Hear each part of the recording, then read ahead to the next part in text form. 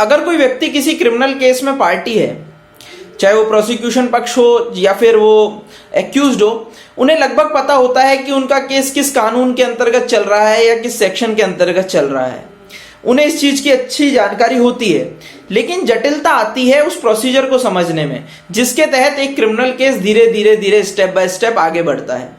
व्यक्ति ये समझ नहीं पाता कि वह अभी किस स्टेप पे है, कब चार्जशीट दायर होगी, कब उसके बयान होंगे, कब गवाहों के बयान होंगे। तो इस तरह से एक लंबी प्रक्रिया है जिसमें उलझ के व्यक्ति रह जाता है।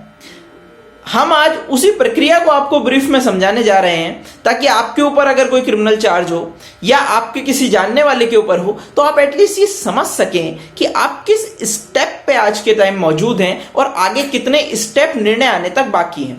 तो अगर हम ब्रीफ में शुरुआत करें तो शुरुआत होती है किसी भी क्रिमिनल केस की सेक्शन 154 में एफआईआर से। अगर कॉग्निजेबल केस है तो एफआईआर होती है 154 में। उसके बाद पुलिस को चार्जशीट दायर करने का वक्त दिया जाता है। चार्जशीट दायर करने का वक्त होता है 60 से 90 दिन। मतलब जिन केसेस में सजा 10 साल से कम है उसमें 60 दिन दिए जाते हैं पुलिस को चार्जशीट दायर करने के लिए, और जिस केसेस में 10 साल से ज्यादा की सजा है उसमें 90 दिन तक पुलिस को दिए जाते हैं चार्जशीट दायर करने के लिए। चार्जशीट में पुलिस इन्वेस्टिगेशन करती है, बयान दर्ज करती है, तहकीकात करती है और उस आधार पर एक चार्जशीट पेश करती है। उस चार्जशीट पेश करने का मतलब आप आरोपी हो गए ऐसा नहीं है। पुलिस की चार्जशीट की कॉपी दी जाती है एक्यूज्ड को। उसके बाद होती है चार्ज पे बहस। जब चार्ज पे बहस हो जाती है तो उसके बाद होता है फ्रेमिंग ऑफ चार्ज। मतलब चार्ज तय किए जाते हैं कि इस एक्यूज्ड पे ये चार्ज है, उस एक्यूज्ड पे ये चार्ज है। उसके बाद मौका दिया जाता है एक्यूज्ड को कि वो अपनी गलती मान ले, यानी गिल्टी मान ले। अगर वह अपनी गिल्टी वहीं मान लेता है तो सीधे निर्णय सुना दिया जाता है। पर अगर इतना ही आसान होता और लोग गलती ही मान लेते तो इतनी लंबी प्रक्रियाएं ही नहीं होती। अगर व्यक्ति अपनी गिल्टी नहीं मानता है तो वो ट्रायल फेस करता है। एक्यूज्ड अगर अपनी गलती नहीं मानता है चार्ज फ्रेम होने के बाद तो उसको ट्रायल फेस करनी पड़ती है। ट्रायल फेस में क्या होता है, सबसे पहले होते हैं सरकारी गवाहों के बयान। प्रोसिक्यूशन ने जो लिस्ट दी होती है उनके बयान दर्ज होते हैं। उसके बाद एक्यूज्ड को मौका दिया जाता है उनका क्रॉस एग्जामिनेशन करने का।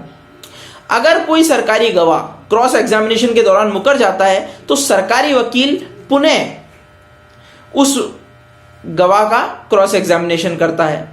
उसके बाद एक्यूज्ड को मौका दिया जाता है अपने पक्ष में दलीलें रखने का। उसके बाद एक्यूज्ड के जो गवाह होते हैं उनके बयान दर्ज होते हैं, और एक्यूज्ड के गवाहों के बयान दर्ज होने के बाद प्रोसिक्यूशन और एक्यूज्ड दोनों की अंतिम दलीलें पेश होती हैं, और अंतिम दलील पेश होने के बाद एक तिथि तय की जाती है जिस पर निर्णय सुनाया जाता है। यह थी एक क्रिमिनल केस की प्रक्रिया बिल्कुल ब्रीफ में। इसके अलावा भी कई जटिलताएं होती हैं इनमें, जैसे 60 दिन जब पुलिस को दिए जाते हैं चार्जशीट दायर करने के लिए तो उस दौरान पुलिस कई बार गिरफ्तारी कर लेती है, फिर बेल भी आप उस पर ले सकते हैं। कई बार बयान मजिस्ट्रेट के सामने ही होते हैं।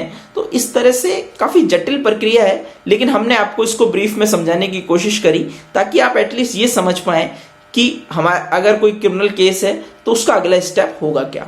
आप किसी भी लीगल इंक्वायरी के लिए या किसी भी लीगल जानकारी के लिए, सलाह के लिए नीचे दिए हुए नंबर पर संपर्क कर सकते हैं।